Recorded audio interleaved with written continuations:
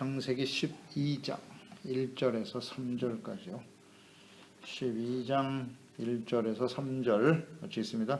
여호와께서 아브라함에게 이르시되 너는 너의 고향과 친척과 아버지의 집을 떠나 내가 네게 보여줄 땅으로 가라. 내가 너로 큰 민족을 이루고 네게 복을 주어 내 이름을 창대하게 하리니 너는 복이 될지라. 너를 축복하는 자에게는 내가 복을 내리고 너를 저주하는 자에게는 내가 저주하리니 땅의 모든 족속이 너로 말미암아 복을 얻을 것이라 하신지라. 아멘. 아브라함에게 주어진 언약.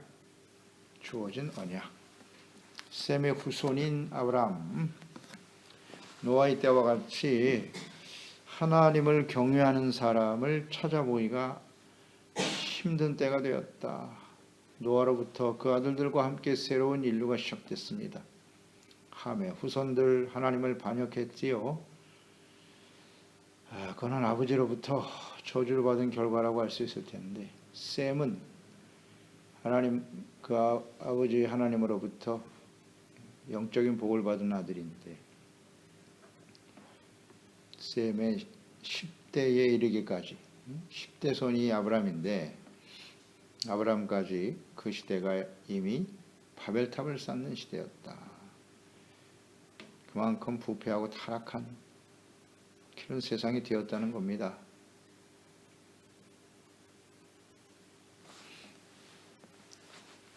그래서 하나님께서 강림하셔서 오늘을 혼잡게 하여 흩어버리셨다. 이것은 더 이상 이들이 말이 하나가 되어 더 큰 죄악을 범하지 않도록 하기 위해서 행하신 조치였다. 그때 이제 모든 민족이 흩어지기 시작했던 것이죠. 이때에 이제 아브라함의 아버지 데라가 다른 신 우상을 섬기고 있었단 말이에요. 그가 가족들을 데리고 당시 번성했던 도시였던 우르를 떠나서 가나안 땅을 향해 가다가 하란에 머무르고 말았다. 거기서 인생을 마감했는데요. 우리가 이제 묵상해 봤습니다. 조상 때부터 내려오던 번성한 도시였던 우르를 떠나서 왜 가나안 땅으로 가려고 했을까? 하나님께서 이 아브라함처럼 특별히 나타나서 말씀하셨다는 내용이 없는데요. 여러 가지 이유가 있을 것 같은데 11장 전체로 이렇게 묵상을 해보니까요, 바벨탑 사건과 연관이 있지 않을까? 그런 생각을 해봐요. 묵상을 해봅니다. 언어를 혼잡하게 하셔서 흩어지게 하셨다잖아요. 흩어지게 하셨다. 그래서 이것과 연관이 있지 않을까 하는 생각이 들어요. 데라가 쉽게 떠나지 못했을 텐데 언어가 혼잡되어져 서로 통하지 않기 때문에 더 이상 거기 살 수 없었다? 이렇게 볼 수도 있고요. 하나님의 특별한 감동하심과 역사가 있었다. 이렇게 묵상이 되네요.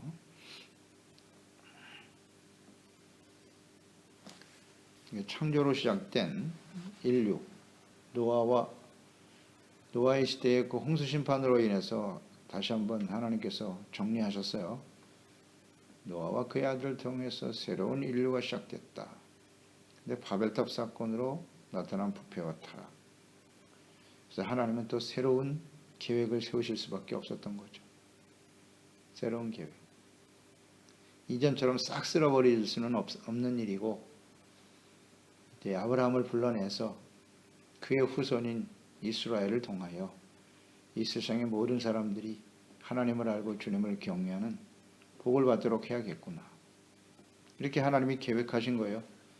노아를 선택하시고 세우신 언약, 하나님의 뜻이 지금 아브라함에게 이어지는 거예요. 새로운 언약의 시작이라고 봐야죠. 믿음의 조상 아브라함의 시작이죠. 이스라엘의 시작이기도 하고. 그래서 1절에 본토 친척 아버지의 집을 떠나라. 내가 보여줄 땅으로 가라 그랬어요. 그러니까 우르와 하란과 메소포타미아를 떠나라는 것입니다. 그러니까 조상 때부터 살아온 땅이죠. 하지만 그곳은 바벨탑을 쌓던 우상 숭배의 중심지가 되어버린 땅이었어요. 그런데 셈의 후손들이 그곳에 살면서 함께 동화되어 있었다. 부패가고 있었다. 그때 이제 하나님께서 아브라함에게 나타나신 거예요. 그에게 말씀하시는 거죠. 하나님을 계시해 주신 거예요. 그래서 정든 고향이죠. 번성했던 도시였죠. 모든 기득권, 편리함 이거 다 버리고 미지의 땅으로 가라는 거 아니에요. 미지의 땅. 새로운 곳에 가서 적응한다는 건 쉬운 일이 아니죠. 그러니까 이것은 죄악으로 더러워진 땅에서 아브라함을 하나님이 택하시고 부르시고 구원하신 것이다. 새로운 민족, 모든 사람들에게 복의 근원이 되게 하시려고 하는 뜻이다. 이런 게 구원이에요. 죄악으로 더럽혀진 세상 속에서 이렇게 건짐을 받는 거죠. 이런 게 구원이죠. 그러니까 아브라함과의 언약, 노아도 역시 구원이에요. 모든 사람들이 다 죽는 상황에서 방주를 통해 하나님이 구원하셨다. 이 구원이 바로 노아와 아브라함에게 주어진 하나님의 뜻이에요. 구원의 언약이에요. 구속사가 이어져 내려가는 거예요. 어떻게 사람들을 구원하실 것인가? 죄와 어둠 속에 있는 곳에서, 사망이 있는 곳에서 어떻게 하나님이 그들을 구원하여 하나님을 알고 주님의 인도하심을 따라 살아갈 것인가? 하나님께서 친히 지명하여 부르신 사람, 노아와 같이 역시 아브라함이에요. 하나님이 선택하셨어요. 그러니까 말씀으로 먼저 자신을 나타내시죠. 말씀, 이게 중요해요. 하나님의 모습을 보여주신 게 아니에요. 말씀하신 거예요. 말씀으로 계시하시고 언약으로 부르셨다. 말씀과 언약. 그러니까 하나님께서는 지금 아브라함을 불러내실 때 인류 역사의 전체를 보고 계시는 거예요. 전체를 보시고 아브라함을 통해서 그의 후손인 이스라엘을 통해서 다윗과 예수 그리스도가 태어나실 것이고 그들 통해서 온 세상에 구원받게 하시려고 하는. 그러니까 이 아브라함 한 사람을 불러내셨을 때 그 계획에 그냥 쫙 연결되잖아요. 이것은 하나님의 뜻이고 또 하나님은 그 말씀하신 바를 반드시 이루시는 신실하신 분이고 또 그 일을 능히 하실 수 있는 전능하신 하나님이시죠. 그 하나님이 지금 아브라함을 불러내신 겁니다. 그리고 그에게 말씀하셨고 약속을 주시는 거예요. 그러니까 이 말씀을 들었던 아브라함은 간단하죠. 순종할 것이냐, 불순종할 것이냐. 그러니까 하나님의 말씀을 듣고 계시의 영으로 감동되어 하나님을 알고 믿는 자는 반드시 순종으로 나타난다. 그러니까 하나님을 이렇게 인격적으로 만나는 것이 중요해요. 다른 사람들이 전해주는, 다른 사람들이 알고 있는 하나님이 아니라 내가 직접 1대1로 하나님과 만나야 돼요. 이렇게 하나님의 음성을 들어야 된다. 이게 참 은혜죠. 너무나 큰 은혜입니다. 하나님의 계시의 영으로, 계시의 영이 우리 가운데 임하셔야 하나님을 알게 되는 것이죠. 하나님을 안다는 건 무슨 뜻이고 하나님을 알 수 있는 방법은 성경이에요. 성경. 이 성경 말씀이 하나님의 음성으로 들려지고 이곳에 정말 인류의 역사 속에 살아계시는 하나님이 눈에 보여야 돼요. 깨달아져야 돼요. 그분의 음성 앞에 두렵고 떨림으로 복종하는 삶, 이것이 진정 하나님을 알고 복을 받은 사람이지요.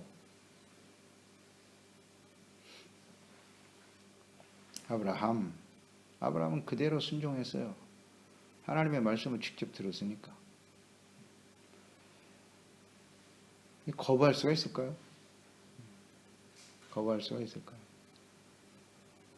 근데 뭐 하나님의 아들이 직접 찾아와셔서 말씀하시는데도 불순종하고 이스라엘 백성들은 애굽에서 하나님의 강림하심을 직접 경험했고 나팔소리와 같이 울려 퍼지는 하나님의 음성을 들었는데도 그 밑에서 우상 숭배하는 것이 이스라엘 백성들의 모습이고, 역시 순종도 하나님의 은혜구나, 이런 것을 묵상해 봐요. 하여튼 인격적으로 하나님 만나고 우리가 말씀을 들었을 때 그 말씀에 대한 우리의 태도는 순종이냐 불순종밖에 없어요. 말씀을 듣게 되었고 주님께서 일단 떠나라고 하셨습니다. 떠나야 된다.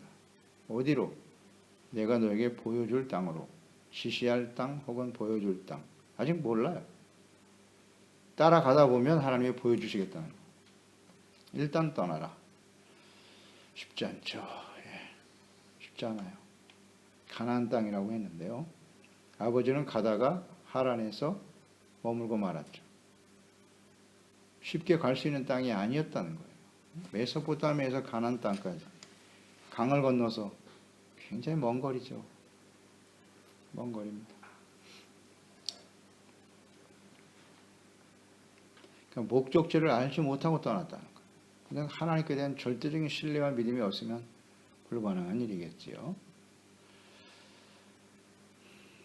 히브리서 11장 믿음의 장이죠. 8절에 보면 믿음으로 아브라함은 부르심을 받았을 때 순종하여 장래의 유업으로 받을 땅에 나아갈새 갈 바를 알지 못하고 나아갔으며, 그랬어요.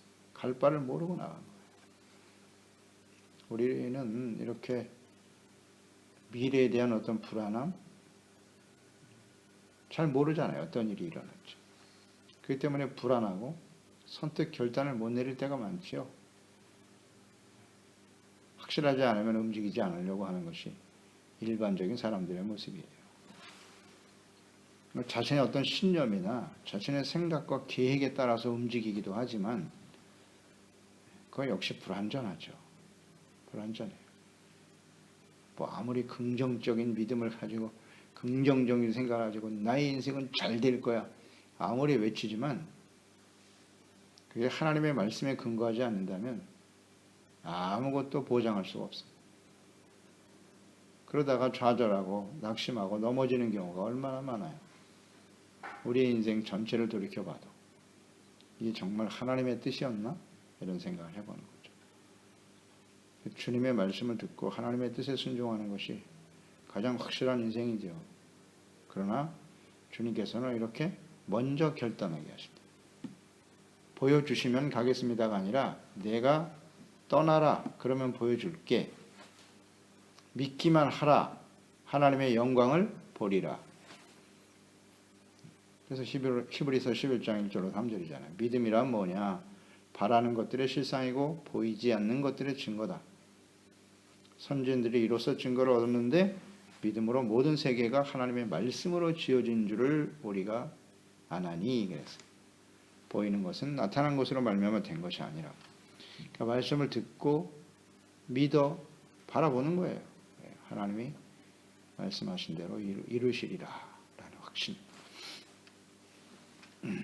그러니까 아브라함이 하나님의 말씀을 듣고 순종하기 위해서는 현재 자신이 누리고 있었던 가치관, 누리고 있었던 삶이죠. 가치관, 삶의 목적, 경제, 문화적인 어떤 혜택, 인간, 관계, 이거 다 포기해야 돼요.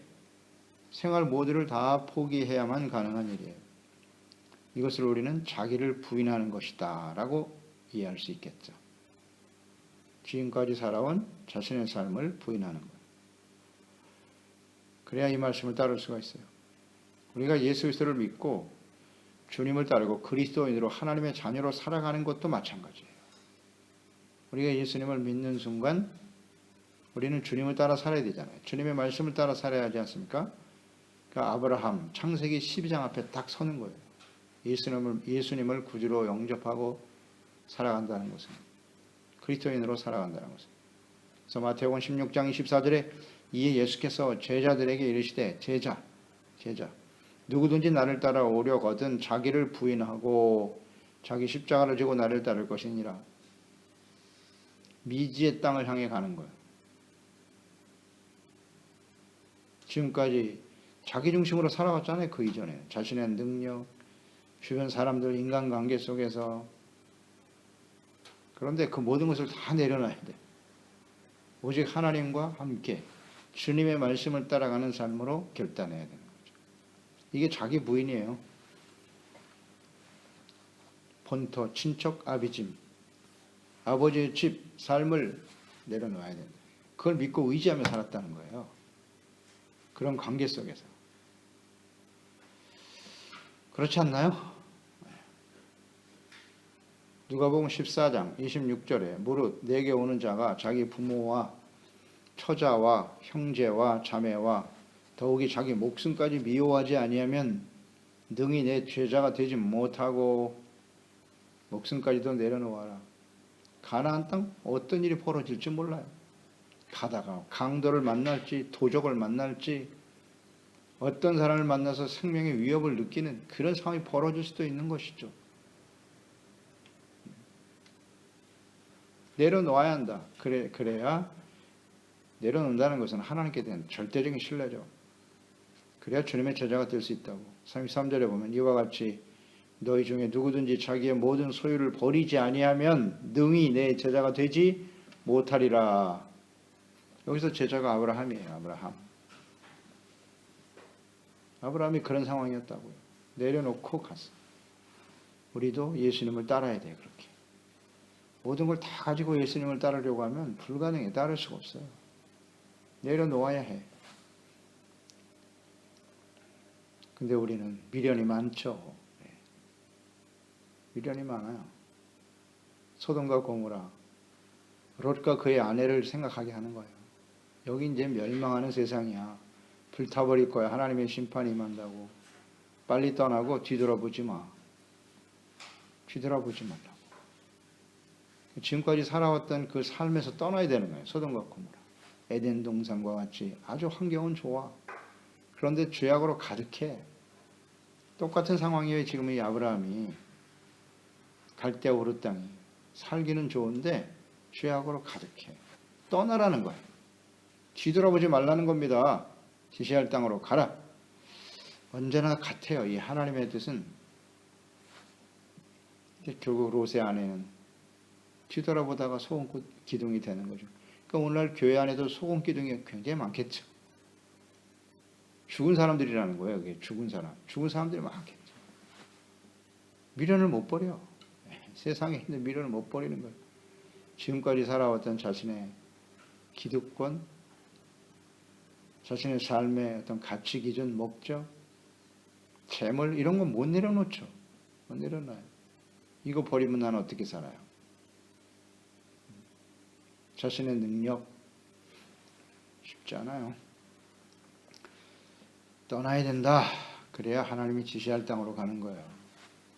다 같이 연결해서 묵상이 되네요. 2절로 3절에 아브라함에게 주신 언약, 약속은 뭐냐? 큰 민족을 이루고 하나님의 아주 대단한 약속을 주셨어요. 이런 약속이 아니면 떠나기가 쉽지 않겠죠. 하나님 보장해 주신 건데 큰 민족을 이룰 거야. 아브라함의 후손들을 통해서 큰 민족을 형성하실 것이다. 말씀하셨어요. 근데 그 당시에 아브라함은 75세에 이렇게 부름을 받았지만 자식이 없었다고요. 아들이 없었는데 큰 민족을 이룬다고 하시네요. 너무 현실감이 없어요. 언제나 그래요. 하나님의 말씀과 현실은 괴리가 너무 커. 그때 우리는 하나님의 말씀을 믿어야 한다. 그게 믿음이다. 바라는 것들이 실상이니까 주님의 말씀대로 이루어질 것이다. 이런 게 믿음의 크기입니다. 큰 민족을 이룬다. 자식도 없는데. 그래서 하나님께서 다스리시는 하나님의 나라와 의의 백성이 큰 민족이라고 하는 것이 뭐 많은 숫자, 수많은 사람을 다스리는 절대 군주가 되고 그런 의미가 아니라 니무롯과 같은 그런 게 아니고요. 하나님의 다스림을 받는 의의 백성으로 삼겠다는 약속이죠. 이 약속은 모세 시대에 성취됐죠. 모세 시대에 성취됐습니다. 또 내게 복을 주어 내 이름을 창대하게 할 것이고 너는 복이 된다. 아브라함 자체가 복의 근원이 된다는 뜻이에요. 복. 무슨 복이냐? 이름을 창대하게 한다. 그러니까 아브라함과 그의 후손들이 모든 시대에 모든 사람들로부터 그 아브라함의 이름이 불려질 것이라는 거예요. 아브라함. 그러니까 아브라함과 함께 복을 받는다. 그런 뜻이겠죠?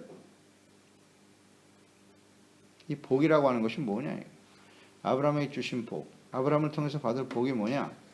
그 복은 곧 하나님을 알고 그 하나님을 믿고 그 하나님으로부터 의롭다함을 얻는 거예요. 그러니까 하나님의 다스림을 받는 하나님의 나라의 의의 백성이 되어 하나님의 돌보심과 하나님의 보호하심과 하나님의 인도하심 속에서 살아가는 거예요. 하나님과 함께. 이게 복이라고. 이게 간단한데요. 의, 하나님과의 관계, 하나님의 나라. 예수님께서 정확하게 정리하셨어요. 하나님의 나라와 그의 의를 먼저 구하는 것이다. 이게 복이에요. 아브라함이 받은 복이에요. 이것은 야고보서 2장 23절에 증거하고 있죠. 이에 성경에 이른바 아브라함이 하나님을 믿으니 이것을 의로 여기셨다는 말씀이 이루어졌고 그는 하나님의 벗이라 칭함을 받았다. 이게 아브라함이 받은 복이에요. 의롭다함을 얻었다. 그래서 하나님의 친구와 같이 되었다. 친밀하게. 그래서 이 아브라함이 나중에 이름을 아브라함으로 바뀌죠. 아브라함이 열국의 아비다. 모든 민족의 조상이 된다는 거예요. 그러니까 하나님께서 그를 통해서 모든 사람들에게 구원의 은혜를 베푸실 것이다. 복은 결국 구원이에요. 의롭다함을 얻는다고 하는 것은 죄와 사망에서 구원을 받아. 갈라디아서 3장 6절로 10절이죠. 아브라함이 하나님을 믿음에 그것을 그에게 의로 여기셨다 함과 같으니라. 그런즉 믿음으로 말미암은 자들은 아브라함의 자손인 줄 알지어다. 또 하나님이 이방을 믿음으로 말미암아 의로 정하실 것을 성경이 미리 알고 먼저 아브라함에게 복음을 전하되 모든 이방인이 너로 말미암아 복을 받으리라 하였느니라. 아브라함 믿는 자에게 의를 주시는 거예요. 그러므로 믿음으로 말미암은 자는 믿음이 있는 아브라함과 함께 복을 받느니라. 무릇 율법의 행위에 속한 자들은 저주 아래에 있나니 기록된 바 누구든지 율법책에 기록된 대로 모든 일을 항상 행하지 아니하는 자는 저주 아래에 있는 자라 하였음이니라. 율법을 지켜 의에 이룰 수는 없다. 아브라함은 믿음으로 의롭다함을 얻은 것처럼 이제 아브라함의 후손으로 오실 예수 그리스도 그분을 믿음으로 의롭다함을 얻는 것이 아브라함과 함께 복을 받는 것이다. 정말 정리가 잘 되어 있습니다. 성경은 이렇게 일맥상통해요. 그러니까 아브라함이 부르심을 받을 때 이미 예수 그리스도를 주님은 생각하고 계시고 모든 이방, 열방의 복의 근원이 되게 하시겠다 하잖아요. 그러니까 아브라함이 이렇게 부름을 받았을 때 그 의미를 알았겠어요? 잘 모르죠. 근데 우리는 어때요? 이 성경 창세에서부터 요한계시록까지의 모든 내용을 이미 다 알게 된 거 아니에요? 이게 얼마나 큰 축복입니까? 하나님이 이런 의도와 생각을 가지고 아브라함을 불러내셨구나. 이 복이라고 하는 이 복의 내용이 어떤 것인가 우린 다 알잖아요. 이제 역사 속에 다 성취됐으니까. 진짜 우리가 대단한 복을 받는 사람들입니다. 아무리 봐도 이걸 다 알 수 있다니 감사하죠. 복의 근원, 너를 축복하는 자에게 복을 주고 저주하는 자를 저주할 것이다. 복의 근원이에요. 이제 아브라함을 통해서만 구원을 받는다는 거예요. 의롭다함으로 구원받는 게 복의 핵심이에요. 아브라함 후손을 통해서 오실 예수 그리스도를 통하여 구원의 은혜를 베풀어 주시겠다는 하나님의 뜻이고 언약의 시작이죠. 복과 저주, 아브라함의 후손 이스라엘을 통해서 이 모든 것이 결정된다. 뭐 영원한 약속이에요. 그래서 이스라엘이 온전하지 못하지만 이스라엘을 통해서 주시는 하나님의 언약은 변하지 않아요. 그래서 이스라엘을 저주하고 공격하는 나라들은 다 하나님께서 심판하셨어요. 그게 이제 선지서에 나와 있는 내용들이잖아요.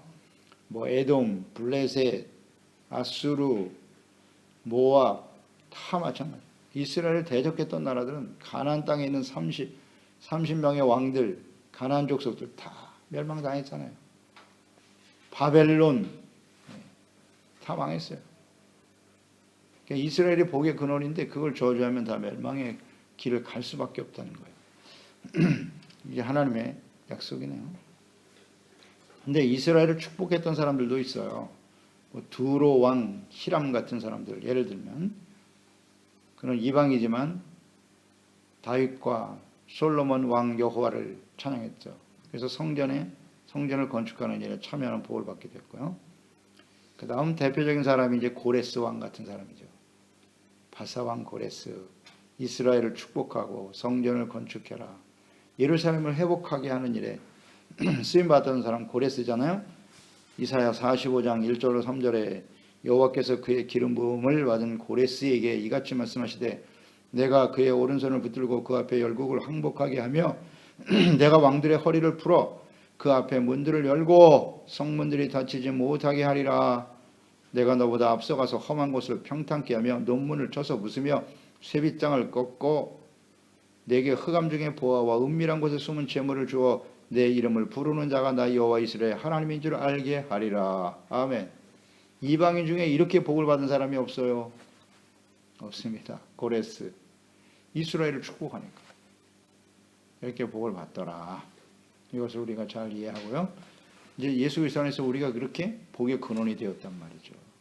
그러니까 우리의 삶을 통해서 모든 사람들이 어떤 복을 받는 것이냐? 아브라함과 같은 복. 예수 그리스도를 믿음으로 죄사함 받고 의롭다함으로도 하나님이 다스리시는 하나님의 의의 백성으로 살아가는 것, 구원받게 하는 것이 복의 근원이다. 기도하겠습니다. 하나님 아버지, 아브라함을 불러내신 하나님, 그 상황은 아주 심각했어요. 11장 바벨탑이죠. 하나님이 강림하셔서 언어를 혼잡게 하여 다 흩어버리신 노아의 때와 같았어요. 상황은. 그러나 노아의 때 같이 하나님이 다 멸절시키지 아니하시고 언어를 혼잡하여 흩어지게 하심으로써 더 큰 죄악을 행하지 않도록 미연에 방지하시는 차원으로, 예방 차원으로 정리하셨네요. 그 중에 하나님께서 아브라함을 택하시고 부르셨네요. 그에게 말씀하시고 약속의 말씀을 주셨어요. 복의 근원이 되고 큰 민족을 이루고 이름을 창대하게 할 것이고 복의 근원이 된다. 모든 족속이 너로 인하여 복을 받는다는 것인데요. 놀라운 하나님의 언약을, 또 약속의 말씀을 듣게 되었네요. 아브라함은 순종했고 순종한 믿음을 통해서 순종해요. 보여줄 땅, 미지의 땅을 향해 가야 했기 때문인데요. 모든 것을 버리고 주님의 말씀을 따라갔던 아브라함은 믿음의 조상이 되어 이스라엘, 그를 통해서 모든 사람들이 복을 받게 하시는 예수 그리스도를 통해서 하나님의 구원이 온 땅의 모든 사람들에게 전파되어지는 하나님의 약속을 받아 쓰임받는 믿음의 조상이 되었네요. 이 은혜 가운데 우리가 구원을 받았습니다. 이제는 우리는 각자의 자리에서 우리가 복의 근원이 되어 우리를 통하여 예수 그리스도를 알고 믿어 죄사함 받고 의롭다함으로 구원받는 하나님의 이 축복의 역사들이 우리를 통해서 우리 가정과 우리 자녀들을 통해서 주님 오시는 그날까지 계속되게 하소서. 예수님의 이름으로 기도드리옵나이다.